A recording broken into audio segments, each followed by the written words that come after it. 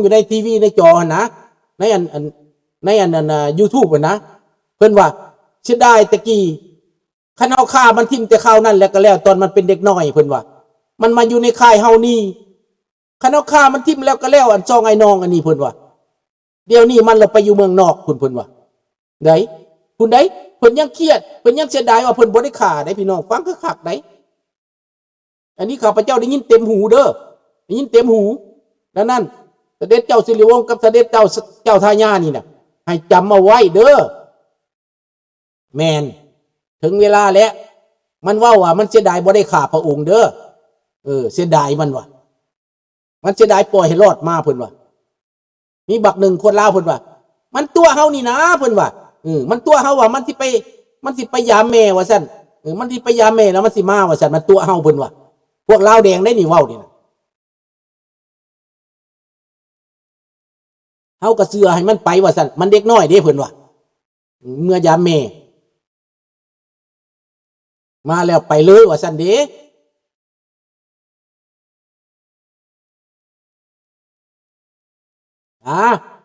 ให้คิดเอาเด้อพี่น้องเด้อคิดเอาคนลาวนี่มันกระทำจังซี่ขนาดกับเฮาเลยนะมันหวังข่าหวังแกงหวังดับเสื้อซาดโกงพันเฮาแล้วนะและคนลาวนี่ยังสิบ่มีหัวใจข้าพเจ้าคิดว่า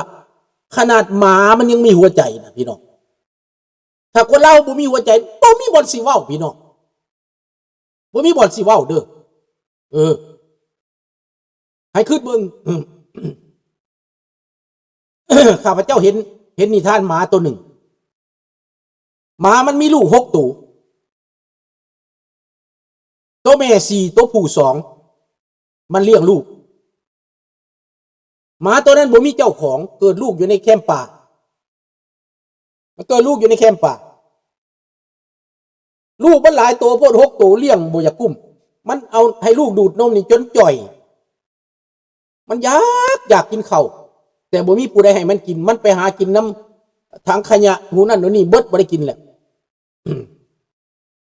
มื้อหนึ่งมันเห็นแม่ตู้หนึ่งอันนั้นยายหนึ่งนะเราเอาข้าวเราตากไว้เห็ดข้าวโคบหรือตากอย่างเล็กมันเราไปหลักเอามานะไม่หลักเอามาให้ลูกมันกินมากินสู่ลูกมัน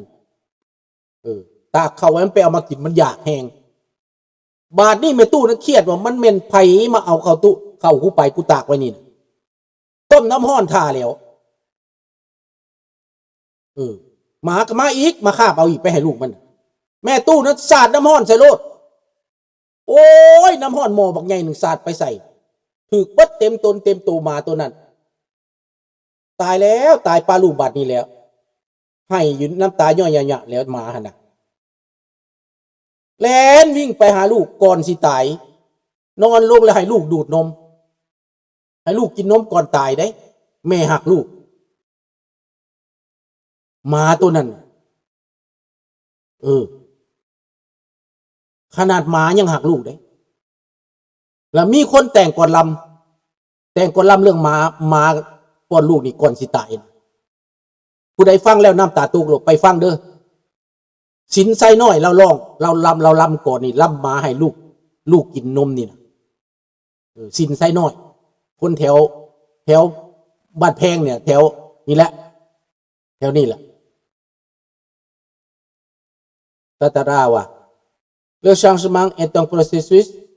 une opération progressive qui se transmet de génération en génération. Si nous attendons que le changement se produise, il est certain qu'il n'arrive pas. แม่นแต่เขาก็ไม่ได้นั่งรอถ่าได้ละแม่นตัวตาราเขาไม่ได้นั่งรอถ่าได้ลุงก็แต่งเพลงเลยดิที่มานั่งรอถ่ามันบ่ได้ลูกเฮ็ดเพลงออกมาเด็กก็ฟังตัวสบายดี JX ดังนั้นพี่น้องเรื่องทั้งหมดที่ลุงเล่ามานี้เป็นคติเป็นคำสอนเป็นคำเปิดเผยเป็นคำบอกใบ้บางสิ่งบางอย่างที่พวกท่านบอกเข้าใจที่พวกท่านบ่อยู่ในเหตุการณ์ที่พวกท่านฮู้บ่ทันข้าพเจ้าก็เอามาแลกเปลี่ยนถ้าผู้ใดมีจิตใจใสสว่าง มีจิตใจปลอดโปร่งมีจิตใจใสมีความคิดที่เห็นแก่โลกที่เป็นธรรมนั้นพวกท่านก็พิจารณาแล้วก็